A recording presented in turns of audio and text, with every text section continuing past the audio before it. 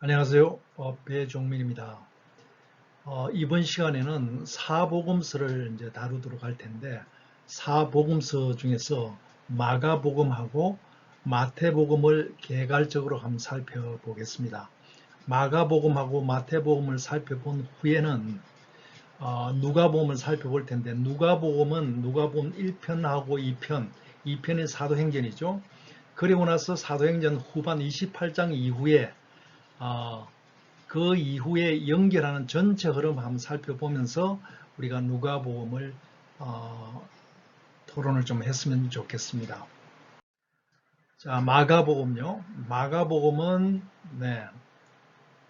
저자, 시기, 목적을 간단하게 설명드리면은 저자는 바로 마가고요. 존 마크이죠. 또 카톨릭에서는 마르코라 그러죠. 자, 마가하고 이야기할 때는 베드로하고 이야기를 연결해서 이야기를 안 할 수가 없습니다. 아마도 써기는 마가가 주로 썼지만 불러주고 가까이서 이야기를 한 사람은 베드로 아니겠느냐. 그래서 마가는 젊은 친구니까 아마 글을 좀 잘 알고 글을 잘 쓴 것 같습니다. 근데 이 이야기가 4세기에 가면 유세비우스라는 교회사가가 있죠. 그 사람이 이야기하면은 마가가 쓰기는 했지만 베드로가 주로 이야기한 것을 쓴 것 아니겠느냐 그렇게 이야기를 하고 있죠. 네, 사복음서 중에서는 최초로 쓰여졌는데 아마도 AD 50년 내지는 70년, 요새는 70년 쪽 이야기가 많이 나오죠. 장소는 어디 썼냐면은 로마에서 쓴 것으로 지금 이야기가 됩니다. 그리고 이렇게 기록한 것은 그 예수님 성천하고 난 다음에 교회가 생기고 나서 많은 사람들이 이제 이단이 등장하기 시작했고 또 믿는 사람은 어떻게 살아야 될지를 우리가 제대로 알아야 될 필요성이 있기 때문에 이 마가복음을 저술을 한 것 같습니다. 자, 주요 내용은 주로 연대하고 지역을 중심으로 보면 크게 나눌 수 있을 것 같습니다. 첫 번째, 초반기에는 갈릴리 사역을 주로 했습니다. 2년 6개월 정도를 했고요. 그 다음에 갈릴리에서 예루살렘 내려갈 때 요단강 동쪽에 있는 베레아 지방에서 한 6개월 동안 하고 그 다음에 마지막 고난주간 거기 일주일이 예루살렘에서 일어난 이야기를 주로 이제 다룬 겁니다. 그리고 복음 시작부터 1장부터 시작해서 예수님의 놀라운 기적의 건의들, 말씀의 건의들, 그 다음에 기적들, 그리고 또 특별히 강조한 것은 예수님이 고통받는 하나님의 아들이 종으로 왔다는 것이 이 마가복음의 포인트입니다.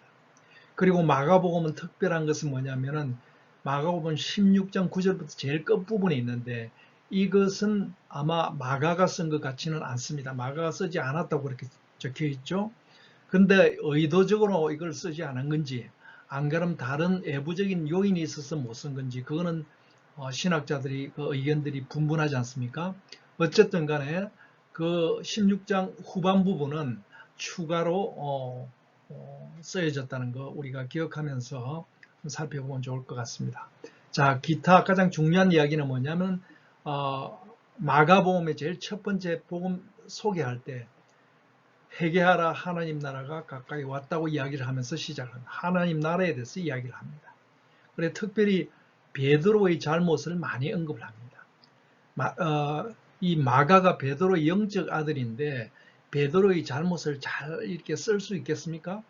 아마도 베드로가 이렇게 가까이서 이야기를 해줬으니까 베드로의 잘못을 쓰지 않았나 이렇게 생각이 듭니다. 특별히 마가는 다른 거하고 좀 달리 예수님이 기적 중심, 기적 그 행한 부분, 기적을 중심으로 해서 많이 그 연결이 됩니다. 말씀보다는 즉시 곧 뭐 그런 이야기들이 계속해서 반복적으로 나오죠. 특별히 이 마가는 마가는 저번에 마가 달라졌을 때 제가 잠시 언급했지만 딴 사람보다 좀 부유했던 것 같습니다. 마가는 갈릴리 집이 있고 또 예루살렘 집이 있어서 마가 다락방이 있지 않았습니까?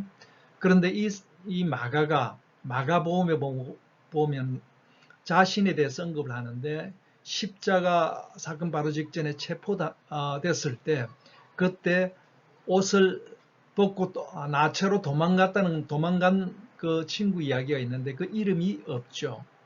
그리고 사도행전 보면은 바나바의 친척이라고 알려졌고 나중에 바나바하고 사이프러스, 키프러스 구브로로 가서 바나바하고 사역을 한 것으로 알려졌습니다. 그런데 바나바가 거기서 오랫동안 있다가 바나바가 순교당하면서 마가가 알렉산드리아로 도망을 갔다고 알려져 있죠. 네.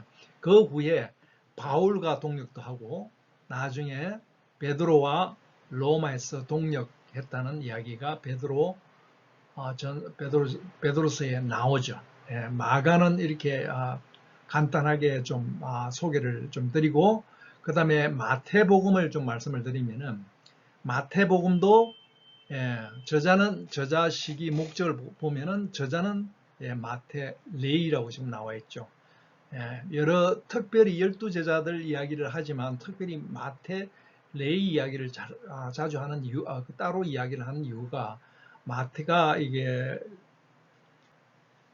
세리라서 조금 글을 좀 잘 썼든지 안 그러면 예수님이 잘 아는 사람이든지 어떤 이유에서인지 모르지만 마태는 따로 굉장히 따로 분리해서 이야기를 했다는 거. 아마 히브리어하고 헬라어 가능하고 세리의 능력이 있던 그런 친구가 아닌가 이런 생각이 듭니다. 그 다음에 쓰여진 시기가 AD 60년에서 80년 사이 마가복음이 쓰여진 이후에 쓰여졌다고 알려져 있고 마태복음은 마가복음하고 그 다음에 알려진 Q 문서 그 다음에 자기가 조사한 것 전체를 통합해서 마태복음을 쓴 것으로 되어 있는데 주로 장소가 어디냐면은 안디옥에서 쓰여진 것으로 그렇게 알려져 있습니다. 그 목적이 뭐냐면은 구약에 이야기하는 메시아 다윗 후예인 왕으로 오신 메시아 예수님 이야기를 하는 거죠. 자, 주요 내용은 마태복음 28장까지 있지 않습니까? 네, 서론은 1장에서 4장까지 탄생, 세례, 시험에 대한 이야기가 나오고 그 다음에 이제 강론이 5개 나오고 그 다음에 그 강론하고 관련한 행적이 5개 나옵니다. 그래서 26장, 28장은 십자가와 부활 이야기가 나오고 그 다음에 기타로 이제 다르게 좀 이야기할 수 있는 게 신약의 모세오경이다. 왜 그러냐면 5개의 강론이 있기 때문에 하나님 나라 이야기가 마가복음과 마찬가지로 이야기를 합니다. 그 다음에 아까 메시아 구원 약속의 성취고 그 다음에 예수님 말씀이 집중되어 있는 부분을 여러분들이 마태복음을 보시면 빨간 줄로 되어 있습니다. 빨간 줄로 되어 있는데 특별히 23장 주변에 예수님 십자가 지시기 바로 직전에 특별히 빨간 내용들이 많은데 7화 이야기를 하면서 지도자에 대한 엄한 경고를 합니다. 마태복음을 보면은 예수님 십자가 때문에 굉장히 여러 가지 복잡하실 텐데 그 과정에서도 이스라엘의 신앙의 지도자들에 대해서 엄한 경고를 합니다. 이런 엄한 경고는 지금도 마찬가지로 적용될 수 있지 않을까 이렇게 생각됩니다. 자, 마가 중에서도 간단하게 이제 포인트만 좀 설명을 드린다면은 마가복음은 성기는 종으로 왔다고 그러지 않았습니까? 자, 그러면은 마가복음은 끊임없이 예수님이 십자가에서 죽을 거라는 죽음 예언을 3번씩이나 합니다. 그런데도 제자들의 반응은 뭡니까? 베드로는 절대 그럴 수 없습니다. 그리고 예수님은 어깨를 지금 잡고 흔듭니다. 그 다음 조금 있다가 예루살렘 들어갈 때는 그 12제자 중에서 누가 큰지 서로 논쟁을 벌입니다. 높은 자리를 위해서. 그런데 예수님은 나중에 알려 주신 게 뭡니까? 제자들은 그런 게 아니다. 십자가를 지고 먼저 된 자가 나중에 되고 섬기는 자가 되고 섬기는 그런 사람이 나의 제자라고 이야기를 하면서 핵심이 결론이 뭐냐면은 마가복음은 8장에서 10장 사이 여기 보면은 예수님은 섬김의 리더십이다. 제자들도 동일하게 너희들이 섬기는데 포인트를 두라고 이야기를 하는 반면 마태복음을 한번 살펴볼까요? 마태복음은 메시아의 예수님 말씀을 많이 하셨기 때문에 붉은 글씨들이 많습니다. 자, 우리가 아까 다섯 번의 강론이라고 얘기했는데 다섯 번의 강론을 한번 살펴보면은 이제 새로운 새 언약, 새로운 삶을 살아야 되는 산상수훈의 교훈을 하나님 나라 백성이 어떻게 살아야 될지를 이야기를 합니다. 그러면서 새 삶의 방식을 이렇게 이야기를 하면서 우리가 5장 7장에 바로 결론 이야기를 하기 전에 예수님이 뭐라고 하냐면은 주여 주여 한다고 천국을 갈 수 있는 것이 아니다. 그런데 어떤 사람은 그쪽에서 반박을 어떻게 합니까? 예, 기적도 행하고 모든 병도 고치는 일도 하고 귀신도 쫓아보내고 모든 사역도 열심히 했는데 왜 예수님 모른다 그럽니까? 예수님이 뭐라 그럽니까? 그 일하는 것이 중요한 그 핵심의 우선순위가 어디 있는지 정확하게 정리를 해야 된다고 이야기를 하면서 이제 제자들은 어디로 가야 된답니까? 새로운 삶의 방향으로 날마다 자기를 부인하고 십자가를 지고 예수님을 따라야 된다고 이야기를 합니다. 그게 제자들 12제자를 뽑아가지고 그렇게 살도록 합니다. 그리고 나서 그 삶이 그 자리에 있으면 안 되고 점차적으로 성장을 해야 된다고 이야기를 하는 거죠. 예.